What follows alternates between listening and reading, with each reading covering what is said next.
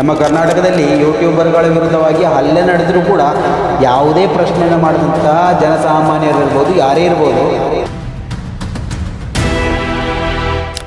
ಖ್ಯಾತ ಯೂಟ್ಯೂಬರ್ ವಿರುದ್ಧ ಮಾನಹಾನಿ ದೂರನ್ನು ದಾಖಲಿಸಿ ದಂಡ ಹಾಕಿಸಿಕೊಂಡ ಬಿಜೆಪಿ ನಾಯಕನ ಕಥೆ ಇದು. ಸ್ನೇಹಿತರೆ, ಎಲ್ರಿಗೂ ನಮಸ್ಕಾರ. Welcome back to Janata agent. ಖ್ಯಾತ ಯೂಟ್ಯೂಬರ್ ಧ್ರುವ ರಾಠಿ ವಿರುದ್ಧ ಮಾನಹಾನಿ ಮೊಕದ್ದಮೆ ಹಾಕಿ ಅರ್ಜಿದಾರ ಬಿಜೆಪಿ ನಾಯಕನಿಗೆ 5,000 ರೂಪಾಯಿ ದಂಡ ವಿಧಿಸಿರುವಂಥದ್ದು. ಅಂದರೆ ಖ್ಯಾತ ಯೂಟ್ಯೂಬರ್ ಧ್ರುವ ರಾಠಿ ವಿರುದ್ಧ ಸಲ್ಲಿಕೆಯಾಗಿದ್ದ ಮಾನಹಾನಿ ಮೊಕದ್ದಮೆ ವಿಚಾರಣೆ ಸಂದರ್ಭದಲ್ಲಿ ಅರ್ಜಿದಾರ ಮತ್ತು ಬಿಜೆಪಿಯ ನಾಯಕ ಸುರೇಶ್ ನಖ್ವಾ ಮತ್ತೊಂದು ಭಾರೀ ವಿಚಾರಣೆಯ ಮುಂದೂಡಿಕೆಗಾಗಿ ಮನವಿ ಮಾಡಿದ್ದರಿಂದ ದಿಲ್ಲಿಯ ನ್ಯಾಯಾಲಯವೊಂದು ಅವರಿಗೆ 5,000 ರೂಪಾಯಿ ದಂಡ ವಿಧಿಸಿದೆ ಅಂತ ವರದಿ ಬಂದಿರುವಂಥದ್ದು.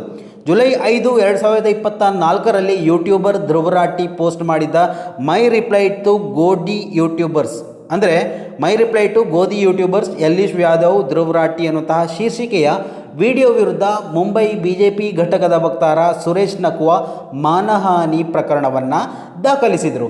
ನನ್ನನ್ನು ನಿಂದಕ ಟ್ರೋಲ್ಗಳಿಗೆ ಹೋಲಿಸಲಾಗಿದೆ ಹಾಗೂ ಈ ಆರೋಪಗಳನ್ನು ಯಾವುದೇ ಆಧಾರ ಮತ್ತು ಕಾರಣವಿಲ್ಲದೆ ಮಾಡಲಾಗಿದೆ. ಇದರಿಂದಾಗಿ ನನ್ನ ವಿಶ್ವಾಸಾರ್ಹತೆಗೆ ಧಕ್ಕೆಯಾಗಿದೆ ಅಂತ ಸುರೇಶ್ ನಖ್ವಾ ಆರೋಪವನ್ನು ಮಾಡಿದರು. ಧ್ರುವ ರಾಠಿಯ ಆರೋಪದಿಂದಾಗಿ ನಾನು ವ್ಯಾಪಕ ಖಂಡನೆ ಹಾಗೂ ವ್ಯಂಗ್ಯಕ್ಕೆ ಗುರಿಯಾಗಬೇಕಾಯಿತು ಎಂದು ಕೂಡ ಅವರು ಆರೋಪವನ್ನು ಮಾಡಿದರು.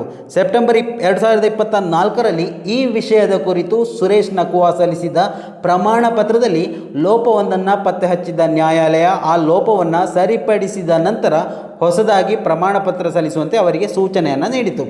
ಅದರಂತೆ ಸುರೇಶ್ ನಖ್ವಾ ನ್ಯಾಯಾಲಯಕ್ಕೆ ಹೊಸದಾಗಿ ಪ್ರಮಾಣ ಪತ್ರವನ್ನು ಕೂಡ ಸಲ್ಲಿಕೆ ಮಾಡಿದರು. ಆದರೆ ಈ ಬಾರಿಯೂ ಧ್ರುವ ರಾಠಿ ಪರ ವಕೀಲರು ತಿದ್ದುಪಡಿ ಮಾಡಲಾದ ಪ್ರಮಾಣ ಪತ್ರದಲ್ಲೂ ಲೋಪವಿರುವುದನ್ನು ನ್ಯಾಯಾಲಯದ ಮುಂದೆ ಗಮನಕ್ಕೆ ತಂದಿದ್ದರು.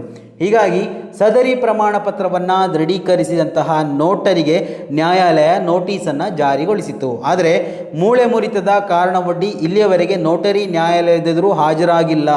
ಇಂದಿನ ವಿಚಾರಣೆ ಸಂದರ್ಭದಲ್ಲಿ ಸುರೇಶ್ ನಖ್ವಾ ಪರ ಹಾಜರಾಗಿದ್ದ ನೂತನ ವಕೀಲ ಜಗದೀಶ್ ತ್ರಿವೇದಿ ತನ್ನ ವಕಾಲತ್ತು ದಾಖಲಾಗುವವರೆಗೂ ಪ್ರಕರಣದ ವಿಚಾರಣೆಯನ್ನು ಮುಂದೂಡುವಂತೆ ನ್ಯಾಯಾಲಯಕ್ಕೆ ಮನವಿಯನ್ನು ಮಾಡಿದರು. ಆದರೆ ಧ್ರುವ ರಾಠಿ ಪರವಾಗಿ ನ್ಯಾಯಾಲಯದಲ್ಲಿ ಹಾಜರಿದ್ದ ಹಿರಿಯ ವಕೀಲ ಸಾತ್ವಿಕ್ ವರ್ಮಾ ಹಾಗೂ ವಕೀಲ ನಕುಲ್ ಗಾಂಧಿ ವಿಚಾರಣೆಯ ಮುಂದೂಡಿಕೆಗೆ ಆಕ್ಷೇಪಿಸಿದರಲ್ಲದೆ ಇಲ್ಲಿಯವರೆಗಿನ ಸುರೇಶ್ ನಖ್ವಾರ ವರ್ತನೆಯನ್ನು ಪ್ರಶ್ನೆ ಕೂಡ ಮಾಡಿದರು. ಧ್ರುವ ರಾಠಿ ಪರ ವಕೀಲರ ವಾದವನ್ನು ಮನ್ನಿಸಿದ ನ್ಯಾಯಮೂರ್ತಿ ಪ್ರೀತಮ್ ಸಿಂಗ್ ಪ್ರಕರಣದ ವಿಚಾರಣೆಯ ಮುಂದೂಡಿಕೆಗೆ ಕೋರಿದ ಸುರೇಶ್ ನಖ್ವಾರಿಗೆ 5,000 ರು ದಂಡ ವಿಧಿಸಿ ಮಾರ್ಚ್ 11, 2026ಕ್ಕೆ ಪ್ರಕರಣದ ವಿಚಾರಣೆಯನ್ನು ಮುಂದೂಡಿದರು. ನೋಡಿ ಯಾವ ರೀತಿಯಲ್ಲಿ ಬೆಳವಣಿಗೆ ನಡೀತು ಅಂದರೆ, ನಮ್ಮ ಕರ್ನಾಟಕದಲ್ಲಿ ಯೂಟ್ಯೂಬರ್ಗಳ ವಿರುದ್ಧವಾಗಿ ಹಲ್ಲೆ ನಡೆದರೂ ಕೂಡ ಯಾವುದೇ ಪ್ರಶ್ನೆಯನ್ನು ಮಾಡಿದಂತಹ ಜನಸಾಮಾನ್ಯರಿರ್ಬೋದು, ಯಾರೇ ಇರ್ಬೋದು, ನೋಡಿ ಧ್ರುವ ರಾಠಿ ಅವರು ಮಾಡಿದಂತಹ ವಿಡಿಯೋ ವಿರುದ್ಧವಾಗಿ ಬಿಜೆಪಿ ನಾಯಕ ನೀಡಿದಂತಹ ಒಂದು ದೂರಿನ ಈ ಒಂದು ವಿಚಾರ ಬೆಳವಣಿಗೆ ಯಾವ ರೀತಿಯಲ್ಲಿ ಸಾಗ್ತಾ ಇದೆ. ಸೊ ಸ್ನೇಹಿತರೆ, ಈ ಒಂದು ವಿಚಾರದಲ್ಲಿ ನಿಮ್ಮ ಅಭಿಪ್ರಾಯಗಳನ್ನು ಕೂಡ ಕಮೆಂಟ್ ಮಾಡಿ. ಮುಂದಿನ ಮಾಹಿತಿಯೊಂದಿಗೆ ಮತ್ತೆ ಭೇಟಿಯಾಗೋಣ. ಅಲ್ಲಿವರೆಗೂ ನಮಸ್ಕಾರ.